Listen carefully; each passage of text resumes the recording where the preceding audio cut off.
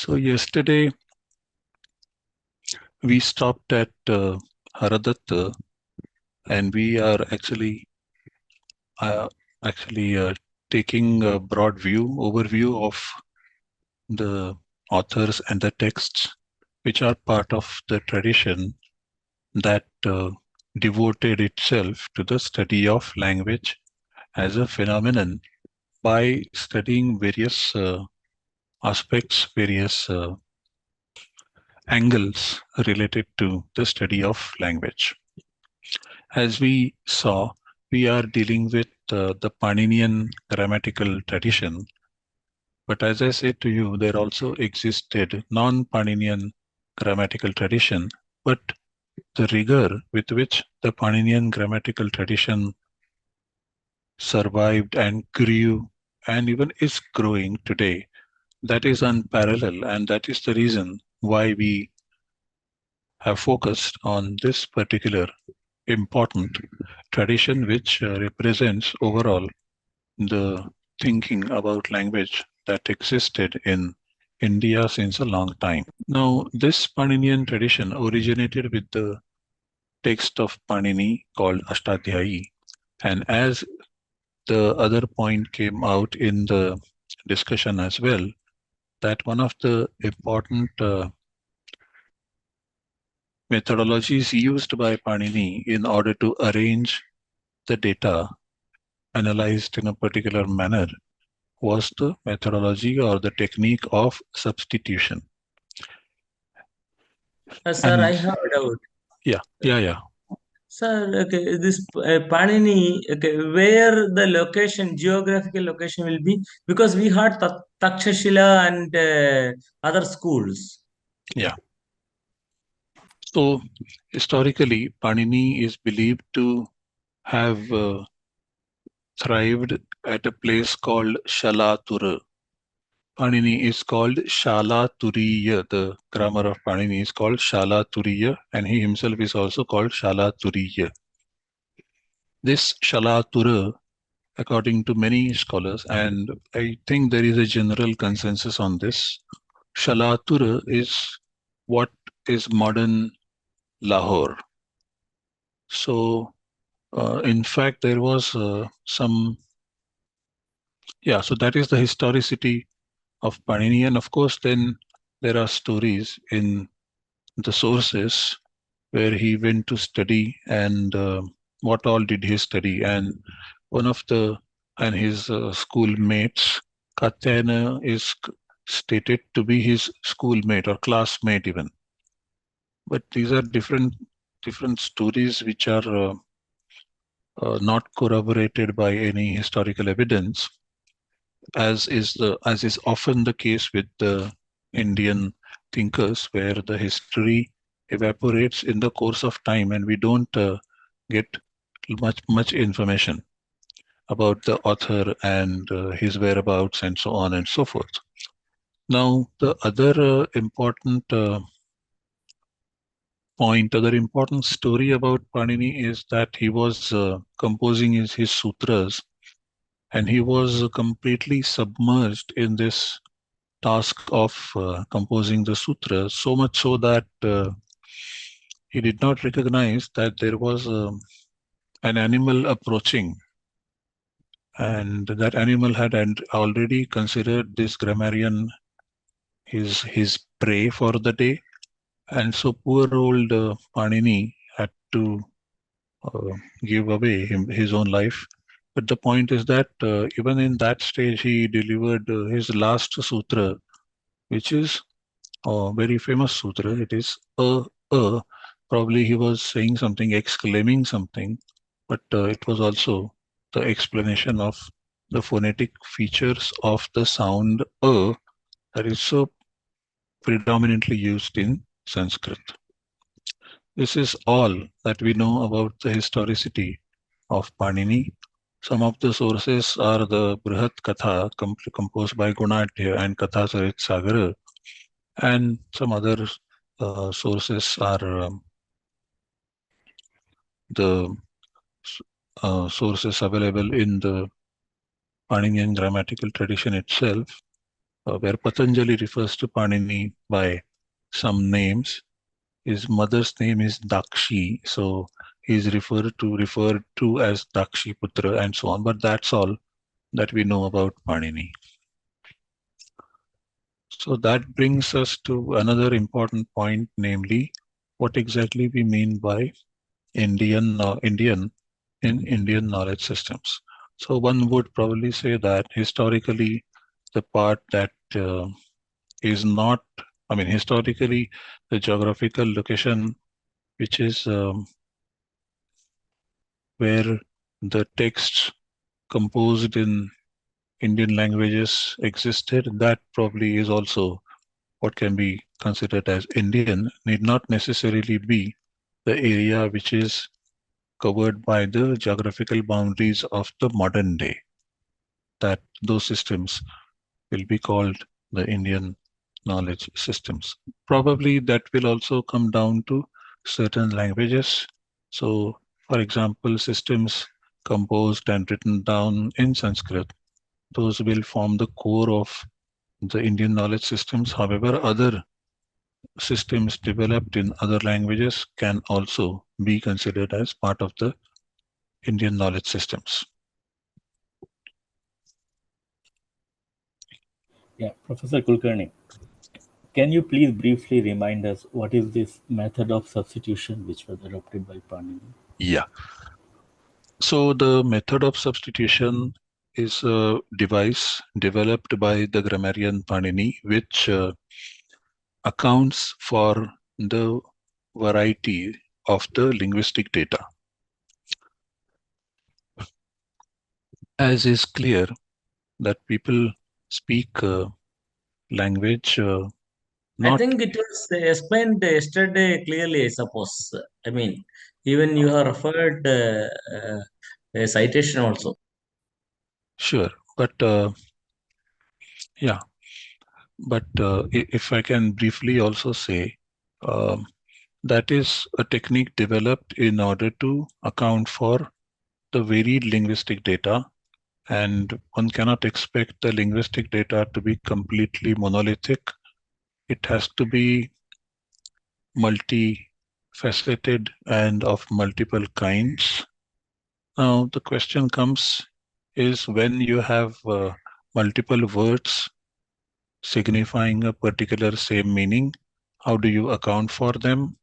So you probably run the frequency, and based on the frequency, you decide that a particular element is to be taken as the starting point of the derivation process, and the exception point is treated as the substitution in place of the general substituent, which conveys which conveys the same meaning.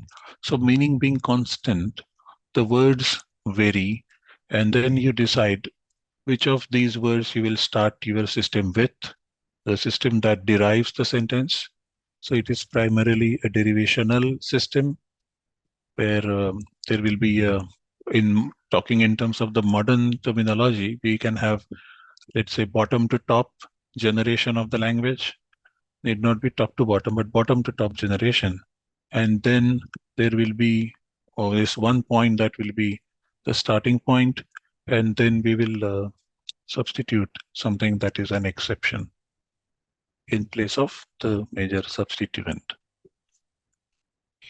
That is the technique of substitution that is used by Panini in his grammar as a major technique, which is commonly used um, by linguists all over the world, and probably, yeah, in describing different languages, because that is how the data can be easily accounted for. That seems to be a universal, a very general methodology that is followed by linguists. So we have general structures drawn by the scholars, and those general structures then get substituted by the specific instances. That is how the linguists, the syntacticians, they explain the syntactic structures as they would like to call them. So application of these techniques to a different level is seen in the advancement of the modern branch of linguistics. And the, sorry to interrupt again, and the order of words, for example, some languages they use what you call it, karta, Yeah. then kriya, and then kar. So in English, Hindi, Sanskrit, they vary, I think. So Panini also gave the principle of these ordering of the words in a sentence. So Panini, as far as Sanskrit is concerned, Panini has not laid down any principle about the ordering of the words. That particular ordering is what is the sacrosanct order of the words in Sanskrit. No, that kind of statement is not available for Sanskrit. However, there are some rules which assume a particular order, and then certain accents are prescribed. So, for example, a main verb, when appears at the beginning of the sentence, it contains it contains one accent. That means it contains one high-pitched vowel. But when it comes not in this initial position, then it does not contain any high-pitched vowel. This is the statement of Panini.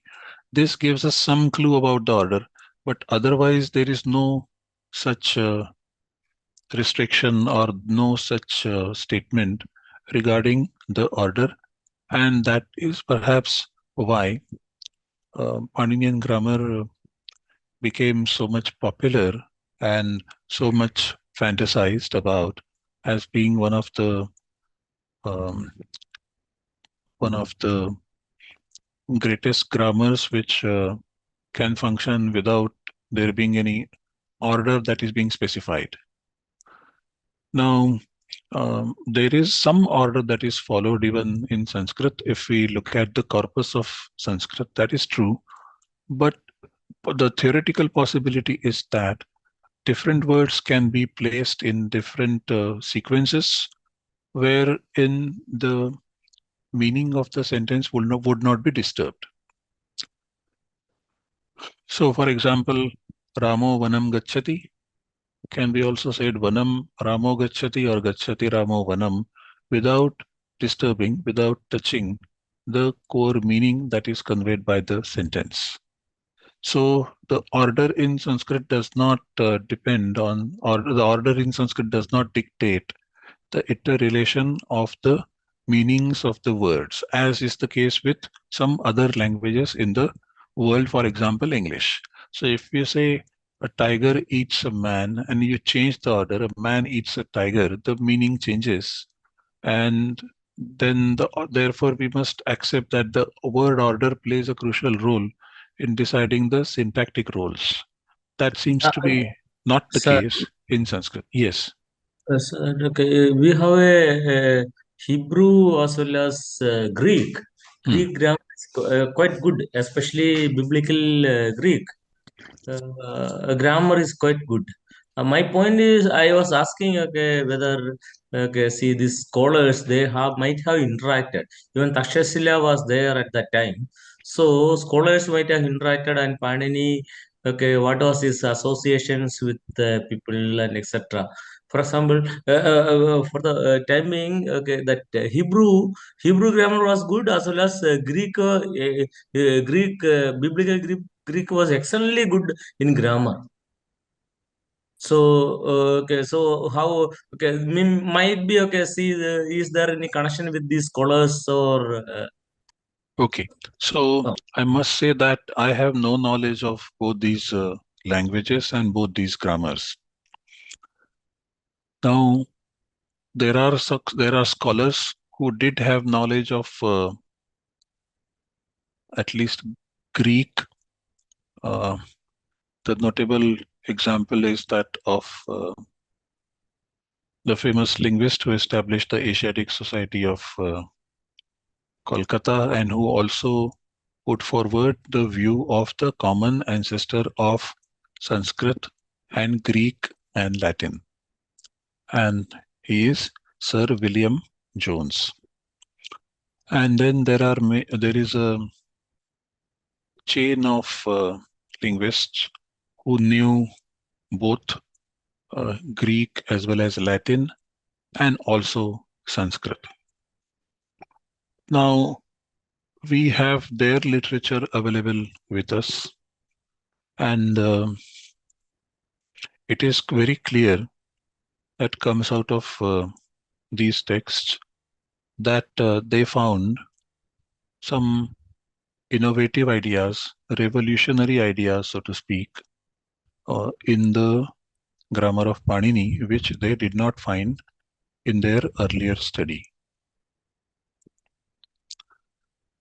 And right now, I don't remember all the details about the substantiation of all these statements, but definitely they did express their awe looking at the depth the Paninian grammar went into, primarily also in describing the features of sound, developing a criterion of classification of sounds at a given point in time. However, there is no comparison with what we can do in modern days with the help of the advanced technology. Different minute features can be observed now, and sounds can be classified accordingly. But still, there was a time when the linguists from Europe came into contact with the study with the Paninian grammar, and they uh, therefore adopted several terms from Paninian grammar and this started describing the linguistic features of European languages as well. And they straight away adopted the features given in the Paninian grammatical tradition of the sounds, and also developed them later on with all other nuances that they found. This I can say with some amount of certainty, and you can also find this piece of information in the literature readily available. Oh, okay, sir. Okay, I got the point. Okay, thank you. Yeah, Okay, continue. yeah. I have not dealt with the overall background of the oral tradition that existed in India that also facilitated developing insights about speech, about language, and so on and so forth. Oh, there is one more point I would like to add to the answer to the previous question, and that is that the widely recognized father of modern linguistics, Ferdinand de Saussure, he developed the idea of what is known as the signified and the signifier as far as the langue and parole in French is concerned. And he was clearly a student of Bhartrhari and also Panini, as he wrote his PhD dissertation on the locative absolute in Sanskrit at the University of Geneva, if I'm not mistaken. Geneva, I think. Yeah, in Switzerland. So there was a time, and that is why I chose to highlight this particular knowledge system, because it is widely acknowledged that this knowledge system about language influenced, if I may use this word, the then existing knowledge systems, then prevalent knowledge systems, and perhaps will also uh, contribute a lot to the current modern knowledge systems that are working on languages. Sir, okay, before our Panini, okay, what about Pali and other usual things? Okay, we may not have a structured, organized language, but okay, somewhere okay, we might have okay, some kind of arranged language systems existed before this thing, no? So I don't know. I'm just because of just curiosity. I'm just asking. No, no, you are right. I mean, you are right in asking this question. The point is that in the era where Panini developed his grammar, there existed different sets of languages. The date of Buddha is historically very well established. It is in the 6th century BCE, perhaps contemporary to also Panini. Buddha spoke in the language that is known as Pali, and there were grammars uh, composed of Pali. There are three that have come down to us. One of them is called Kachayana Vyakarana. The second one is Great, called great. I didn't Mugga. know that there was a grammar in Pali. Okay, good, Yeah, good. yeah. So there are three grammars known to us. One of them is called Kachayana Vyakarana. The other one is called Moggallana Vyakarana. And the third one is called Saddaniti. And but the point is that they all seem to have followed the methodology. I mean, they are not pre-Paninian, certainly. They are post-Paninian. And certainly they have followed the more or less the same methodology that Panini followed and Paninian grammar followed in not just using the substitution technique, but also in formulating the rules, in formulating some kind of meta language. However, they did not use a sophisticated meta language as Panini himself used, but on the whole, they did follow the Paninian Sutra style mechanism in order to codify the rules for Pali.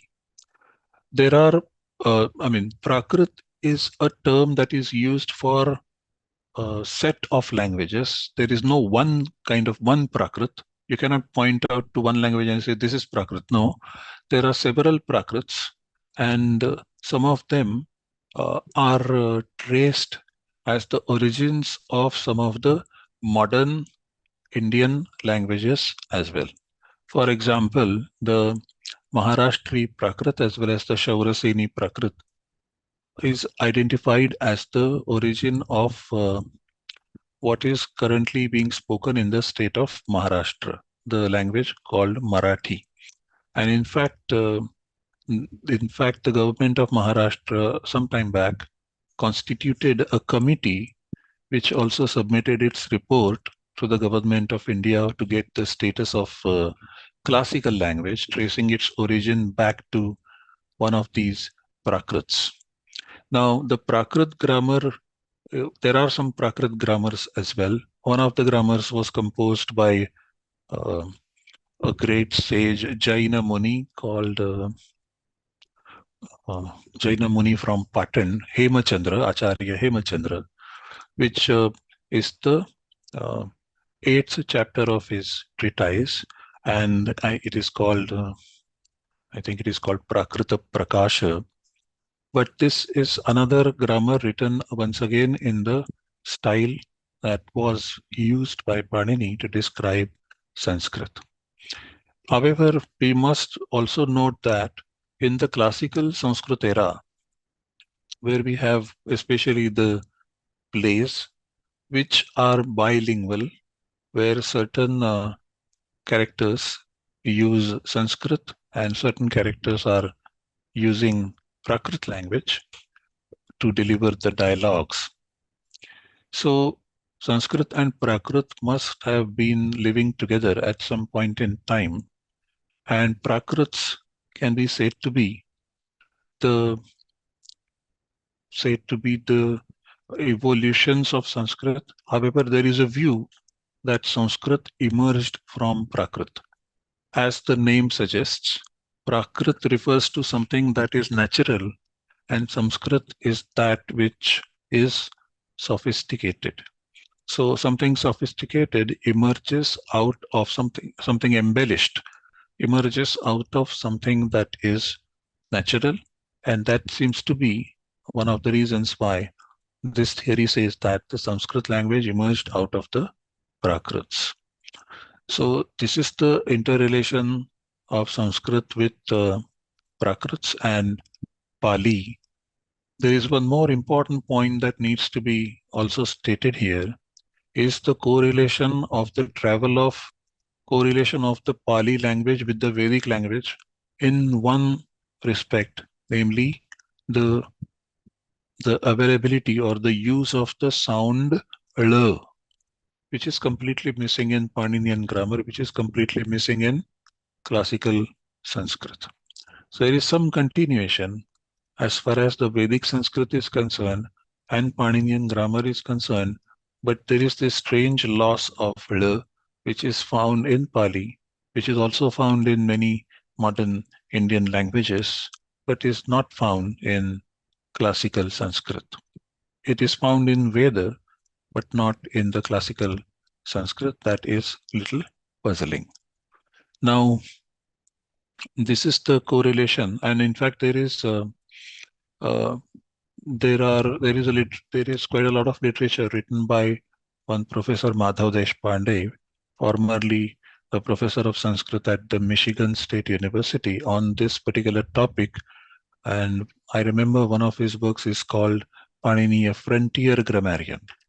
So he flourished in the Northwest, and if you search for some of his works, you may get some detailed exposition of all these interesting facets about Panini. Now we also see earlier there was a question about Karaka as well, and we see that Karaka system is a system that allows Panini to account for the non-availability or the non-fixed notion of the word ordering in Sanskrit.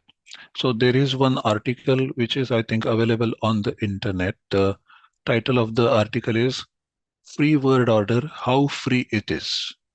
So Sanskrit is considered to be a language of free word order, but how free it is, that examines this particular part and comes up with some conclusions that generally it is free, but there are some restrictions nonetheless which are governed by some unwritten laws. There is no codified law for this. But modern linguists, they develop, and especially the computational linguists that we work with mainly in IIT Bombay, we come to know several things where key contributions um, related to linguistics which were made by Panini, they uh, they facilitate quite effective processing as far as the machines are concerned. One example is that of something called Universal Networking Language that was developed some time back. This deals with the semantics of the language. And when this effort was made in India, they obviously turned to Panini, and they found it amazing to find the Karaka system, which assigns, in modern linguistic terms, certain thematic roles, and then those roles get expressed by the words, and the interrelation of different words in the sentence is then based on the use of such words which denote these thematic roles. And that is the reason why then there is no rigid, strict word order that is needed in order to convey the sentence meaning, the meaning which is the interrelation between the meanings of the words, the padartha and the vakyartha. So a beautiful dichotomy of the Padartha and Vakyartha exists in the Paninian grammatical tradition.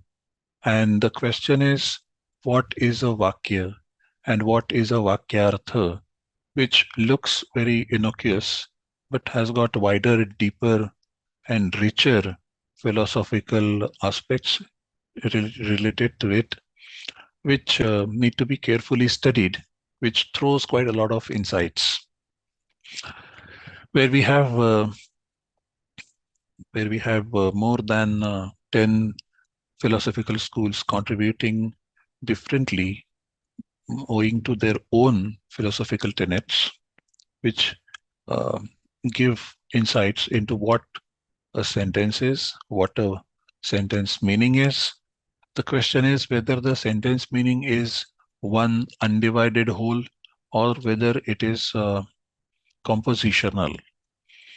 Is there something called sentence over and above its constituents, or is the sentence a bunch of uh, words put together? Is that all? Is that what is known as vakya? That means the sentence does not exist beyond the padas. Is that the view? And there are debates, there are discussions on these points, which continue even today, and new insights get drawn into this entire picture, which enrich this particular debate, which makes it a lively field, which can contribute a lot to even the uh, modern modern problems. As I said to you, as I began yesterday, I began with the explanation of the words Indian knowledge systems, and I used the word multi-word expressions. Now, multi-word expressions have become or had become a problem as far as the machine processing of language is concerned, where you have more than two word elements which are separated by space but were acting together semantically as one unit. How to process them? And so they needed some theoretical explanation, which uh, theorists got from the idea of the compound.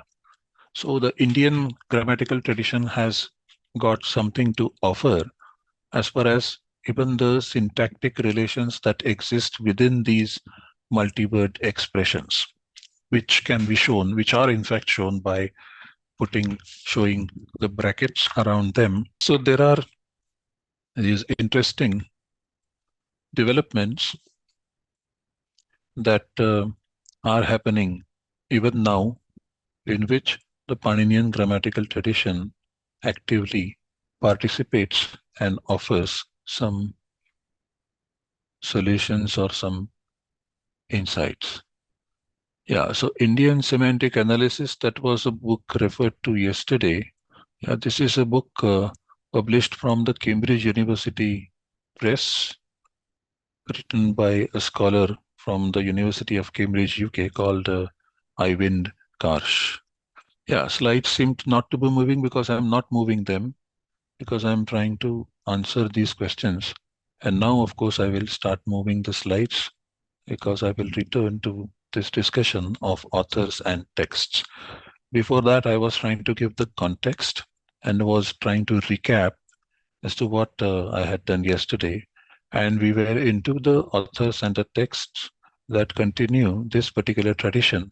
We started with Panini, then saw Katyayana and Patanjali, then Bhartrahari, Kashika, Nyasa, and then Kayyata, Pradeep, Dharmakirti, Haradatta. This is where we came to yesterday. Let us proceed further. Then we have Madhava, who is believed to have lived around 1300 CE. He is also believed to be the court prime minister of the Vijayanagara Empire.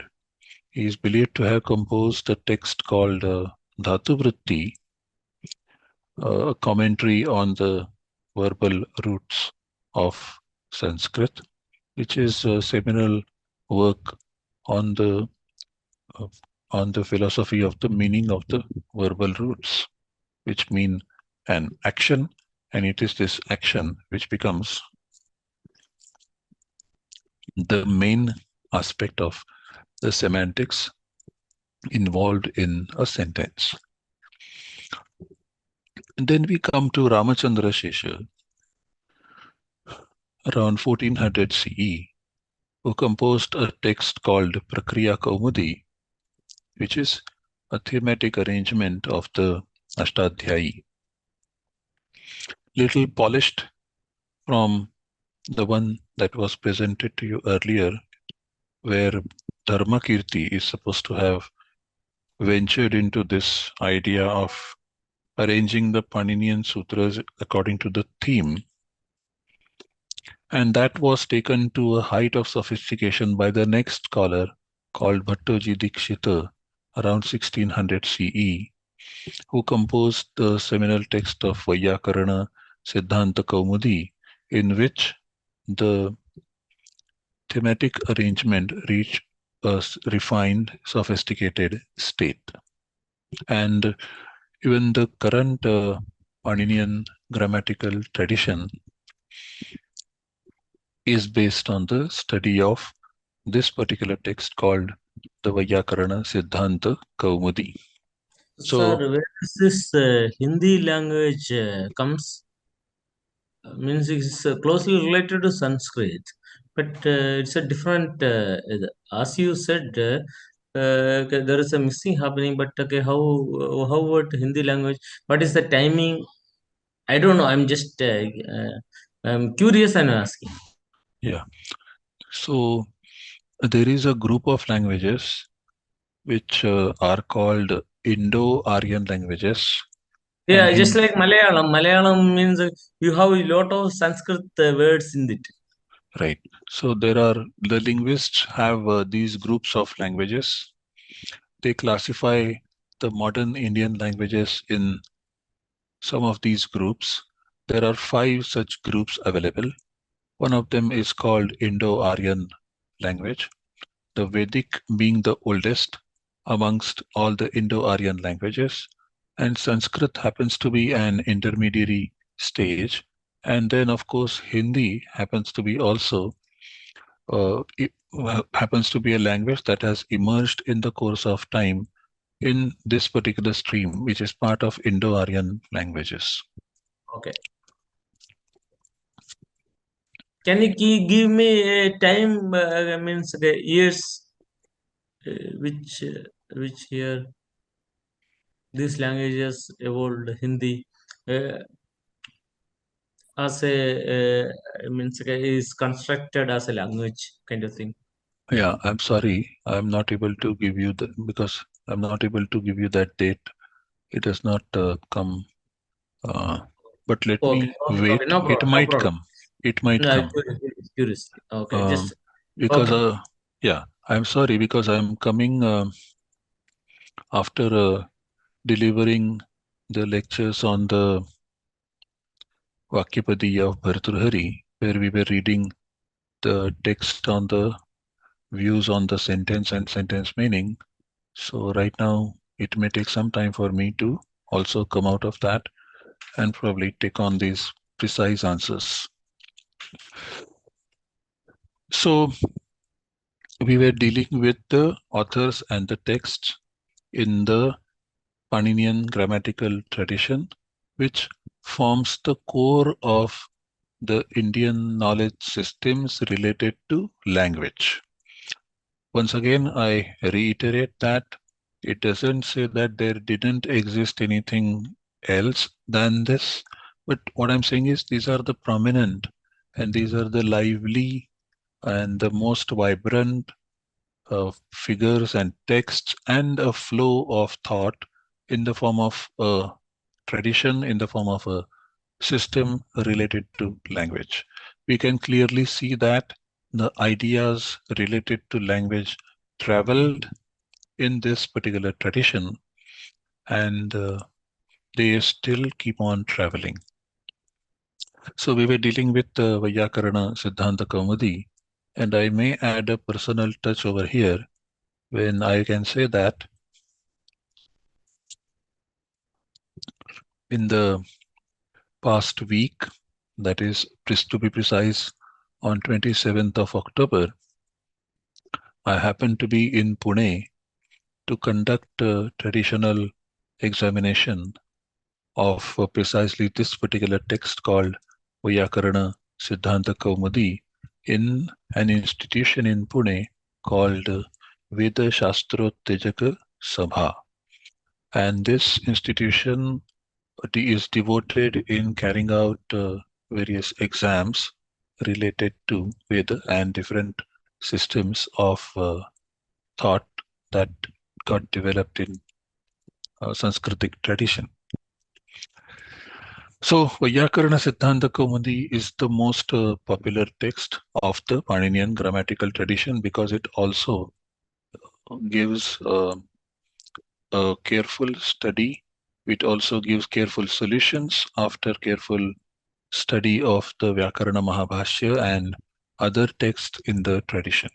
So, a very insightful text which also encompasses certain other methodologies that were developed in the 11th century by other knowledge systems, namely the Nyaya philosophers, in analyzing the semantics, where they developed artificial language in codifying the semantics and the use of that artificial language in the grammatical field that marks the feature of this particular text called Vyakarana Siddhanta Kaumudi.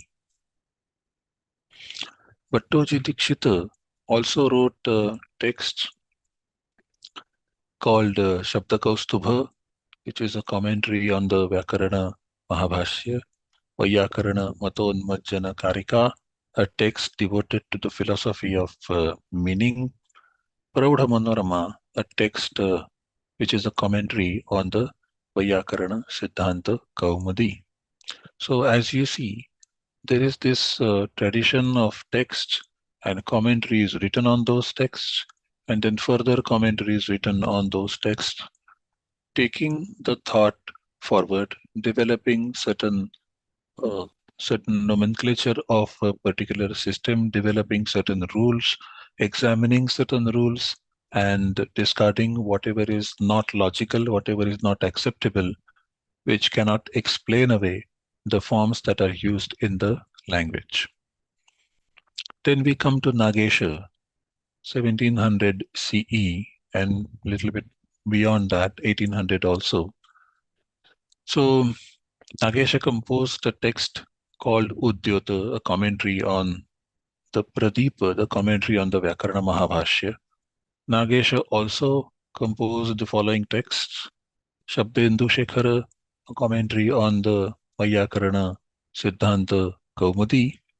Nagesha is the proponent of the development of the thought using the artificial language that was created by the Nyaya philosophers, and Bhattoji Dikshita was the first one, probably in the grammatical tradition, to introduce it.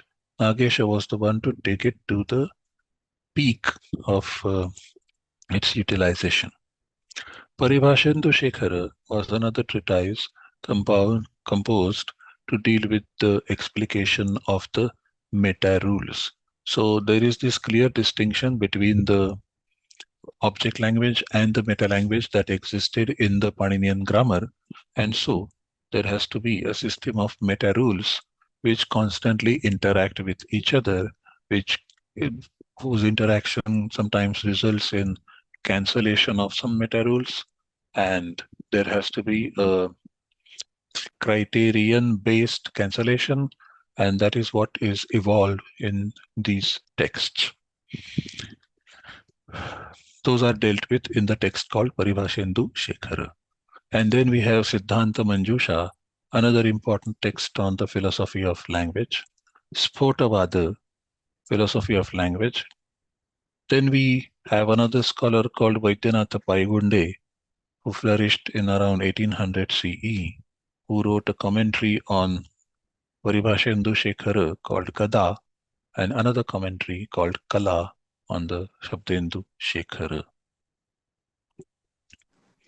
Sir, I have one question. Sure, Sir, please. so this entire Sanskrit grammar Hmm. evolved only in India alone. Yes, Okay, good, good. Oh, yes. just one. This we are very sure of.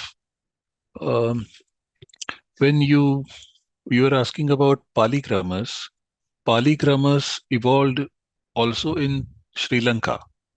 Pali grammars evolved also in modern Burma. But most of these Sanskrit, all these Sanskrit grammars, they uh, they developed in India. Yes, and that is why this is so unique when we talk about the Indian knowledge systems. So apart from the science means astronomy means okay, we have astrology, astronomy, everything was connected in India. So apart from that, there is a grammatical constructions happening in India.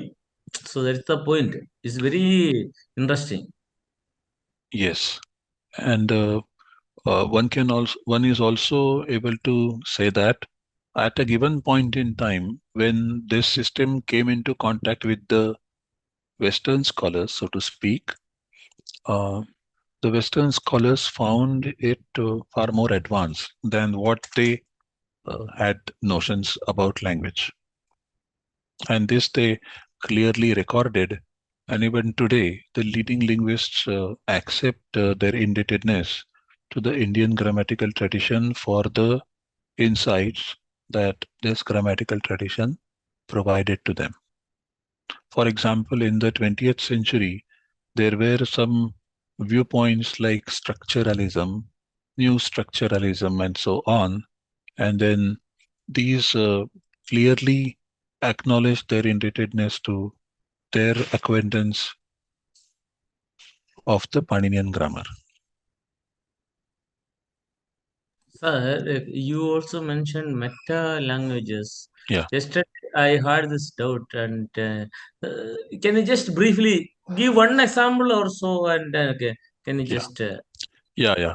So the meta language and the object language are two interrelated concepts. Object language is the language that is described, and meta language is the language that describes.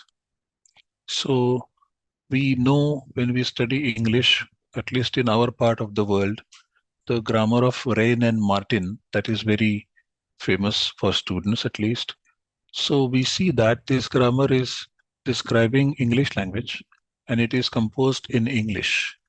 So we can say that the object language as well as the meta language of this particular grammar is English. But there are some languages whose grammars are written in different other languages.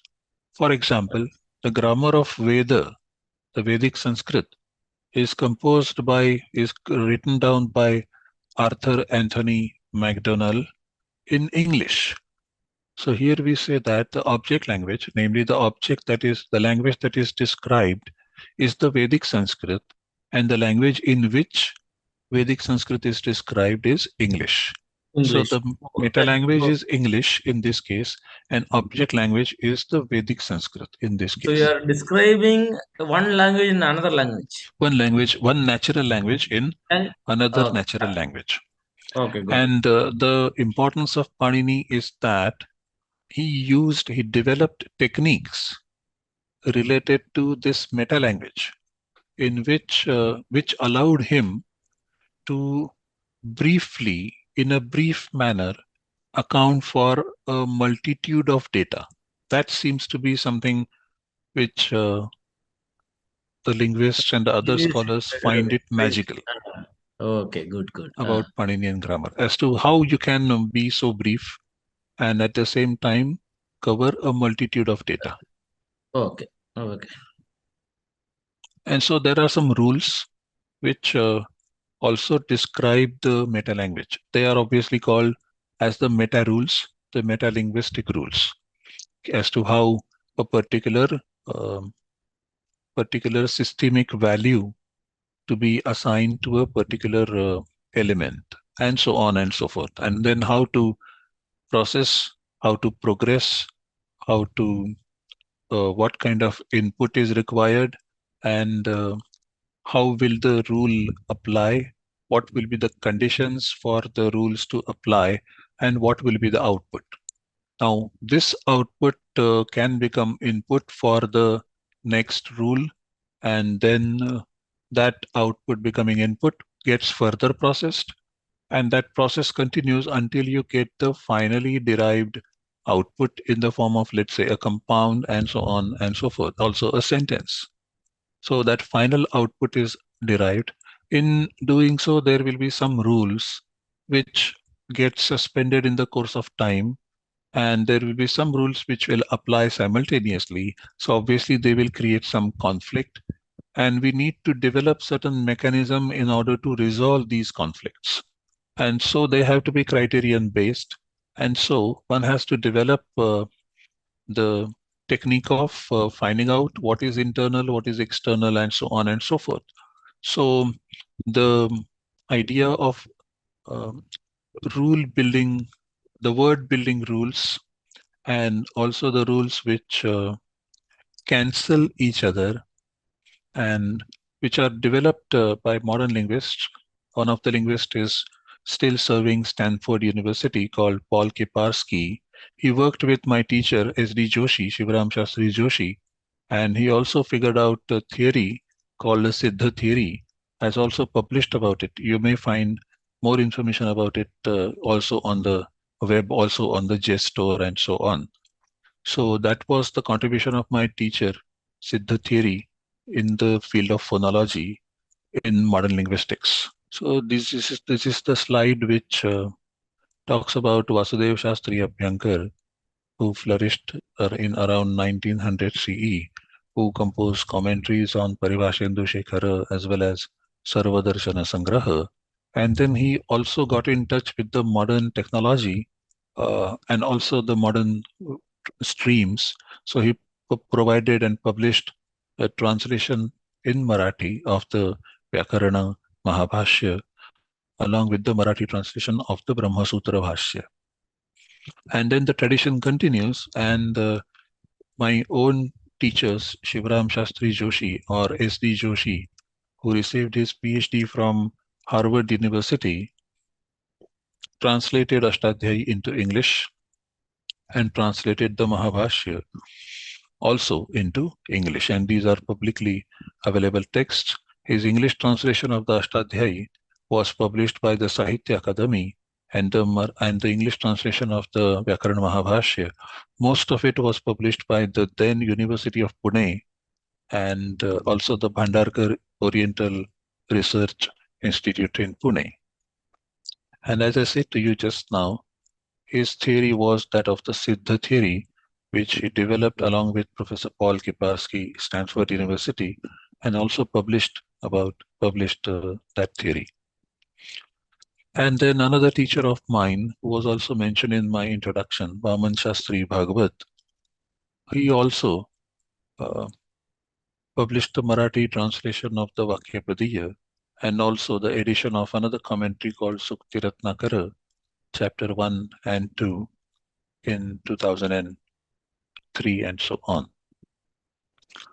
Now, here is something about the continuation of the tradition, where the text of Paschatya Nyaya Shastra Pravesha, edition of Sukti Ratnakara, an unpublished text called Shabda Sutram, Prakriti Pratyaya Vibhaga Nischaya, and Yogyata Darpanam, they keep coming up.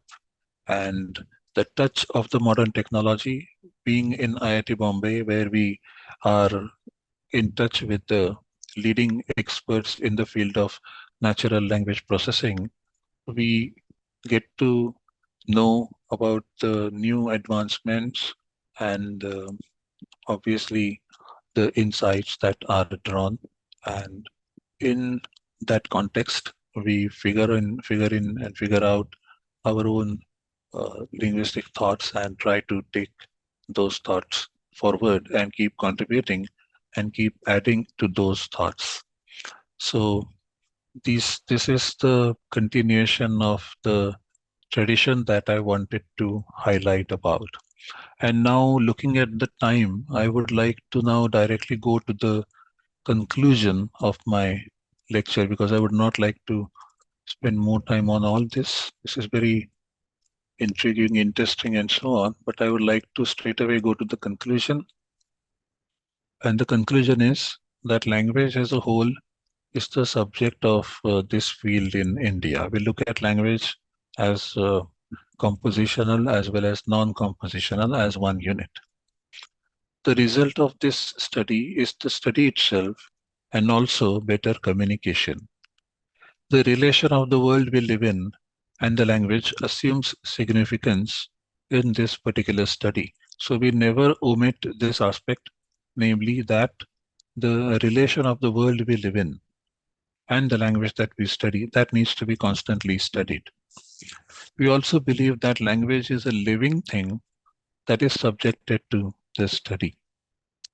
So the other most important point is that each and every living being can be said to have language, and the study of language continues. So with these words, I will pause here. This is my presentation. I rest here. Thank you very much, Professor Kulkarni. So, there are a couple of questions, one question in the chat about Kalidas. Kalidas was also assumed to be a prominent Sanskrit scholar. When did this happen, and what Okay. was its contribution? Kalidas is also assumed to be a, when did he happen to be and what was his contribution? Okay. So Kalidas is a very renowned poet, and he's also a scholar of several fields, and Paninian grammar is also one of the fields he is master of. He is believed to have lived around the 4th century CE in the courts of the great Samudragupta, who also had the title of Vikramaditya. So that is what one can say about Kalidasa. His contribution was uh, a refined and embellished literature that he produced, which was probably ahead of his time. He profusely used the figure of speech called upama, simile, and those upamas have become immortal upamas now in Sanskrit literature. They constantly refer to these upamas given by Kalidasa. And he is a very inspiring author. He has inspired generations.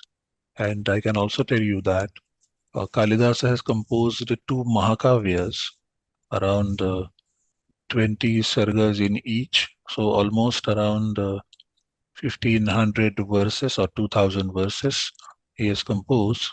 And taking a cue from Kalidasa, post-independence, I know of at least 126 Sanskrit Mahakavyas that have been composed and published, latest being uh, by yours truly, which is not yet published. But the Mahakavya that I have composed is called Kovit Kovida, which is based on the experiences that we all have had when we passed through the horrendous time of COVID. But to say that, that is all inspired by the great Kalidasa. This is his great contribution. Sir, what about the timeline of Kalidas and Panini? So Kalidasa, as I said to you, is believed by many scholars to have flourished around 4th century CE, around the time when Samudragupta II, I think, who is also known as Okay. Vikramaditya, flourished in India. Okay, so grammar is coming after that. No, grammar is 1000 years. I mean, Paninian grammar, at least, is coming 1000 years before Kalidasa. Oh. However, Yeah, Kalidasa's... Yeah, sorry. Sorry, Professor Kulkarni. Yeah. Very, very insightful talk. I mean, we got to know a lot about our own as a literature. Yeah. I'm not a very good literature, I'll say, savvy person, but my perception is that when these languages, when these shastras or whatever we call them were written, initially they were focused on mathematics, scientific facts, and so on. And then later they started using other, you can call it rasa, for example, Shangar, Hasya, and so on. So does it does it have to do anything with the human psychology? I mean, that science comes first and then comes the other emotions or something? Or I have totally wrong perception. Thank you.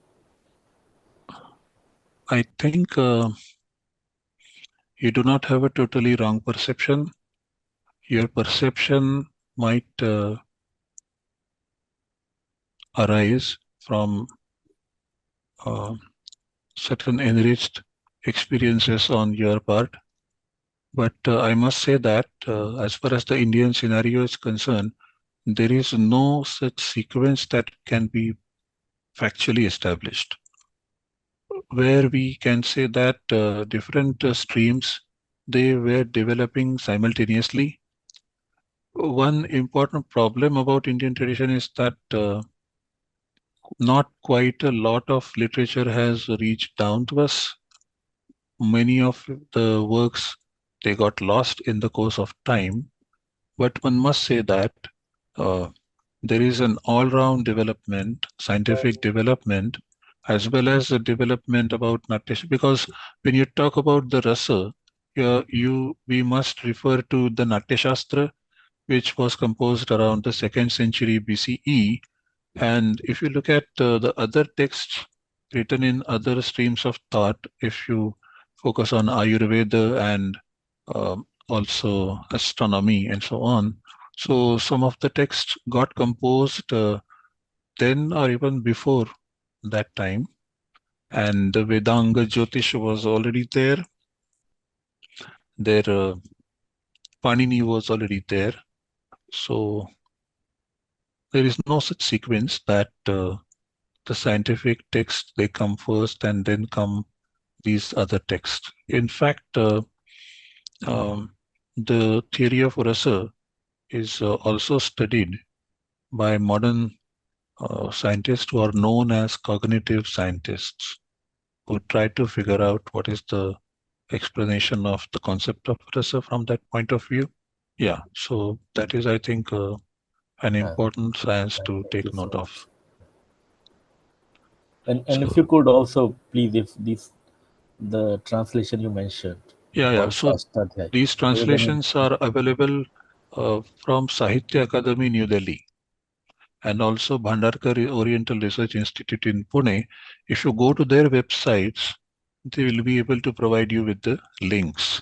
Or there is another website called archive.org where you may find some of these translations, but I'm not sure about the copyright and all.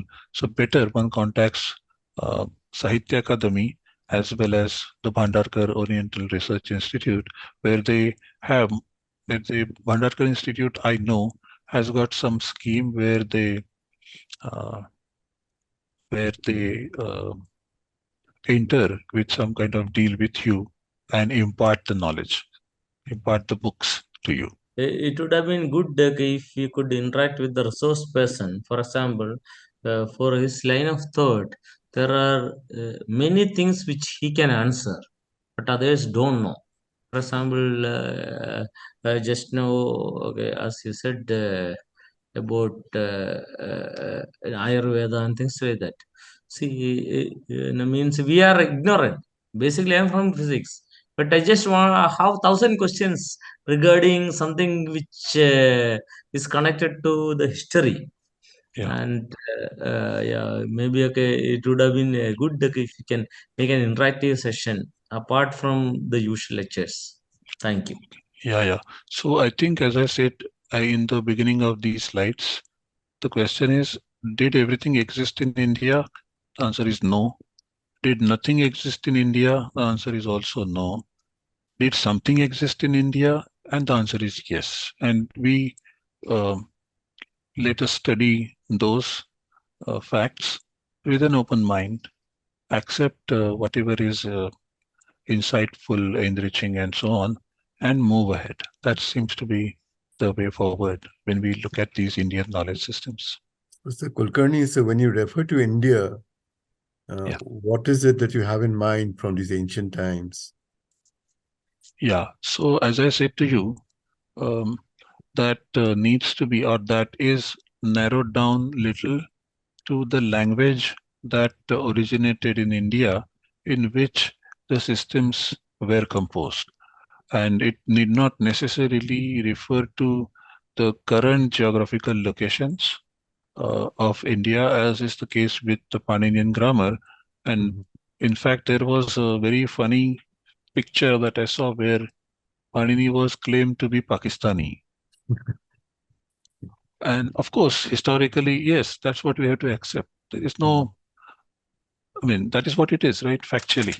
But Mhm. the point is that the grammar he composed is in a language that is called or is perceived as Indian. And that's what we have to stick to when we refer to uh, Indian knowledge systems. Mhm. Sir, okay, I just want to ask something regarding this Kerala school. Hmm. Right. So apart from means see, we should not say that at that time there was no India. Hmm? Yeah. So so there was a school of thought where people are interacting with each other, and they are developing, and we can see that in astronomy. Okay, we have a lot of things happening in India, Yeah. everywhere over Yeah. India, and mathematically people are working in India. So Yes. historically, once you look at it, okay, see there is a means okay evolution happening. Yeah. So along with that, okay, language is also evolving. Yes. So okay, it would be very interesting. Okay, if you could connect with this. Okay, our local language systems connected. And for example, Tamil is Malayalam is constructed out of Tamil and okay Sanskrit kind of thing. Just like that, okay, it would have been more interesting. Okay, how okay various local languages evolved and things like that. Yeah. Yeah. So about this Kerala School of Mathematics, I would like to draw your attention to the work done by my colleague at IIT Bombay called Professor K. Ramasubramanian, and you will find lots of lectures of his on the YouTube also. He has been studying this particular field for a long time. He's himself a physicist and also trained traditionally in Sanskrit, and has been recovering texts, has been explaining them, and has been also publishing about them. And he was also invited to give a talk on the Indian mathematics in the Fields Medal ceremony. That was an honor conferred upon him. So if you study some of his works, you will also come across the development of the study of the development of the Kerala School of Mathematics and Astronomy. And I happen to be also on the review progress committee of some of his students who are working on the texts that come out of this particular school. And sometimes the findings that they do, they are very amazing. And you feel astonished as to how the Indian astronomers and East Indian mathematicians thought about these things. That is really, really illuminating. So my request to you is to refer to the works of Professor K. Ramasubramanian, who is a world-renowned authority on this subject of mathematics and astronomy in Kerala School of Mathematics. Thanks very much. Thanks very much, Professor Kulkarni, and Thank thanks you. very much to all Thank of you you. very much. Yeah. It was wonderful listening to you, and I'm sure all of us learned a lot about linguistics and the development of language in Sanskrit and Sanskrit grammar. Thank you very much. Thank you so much.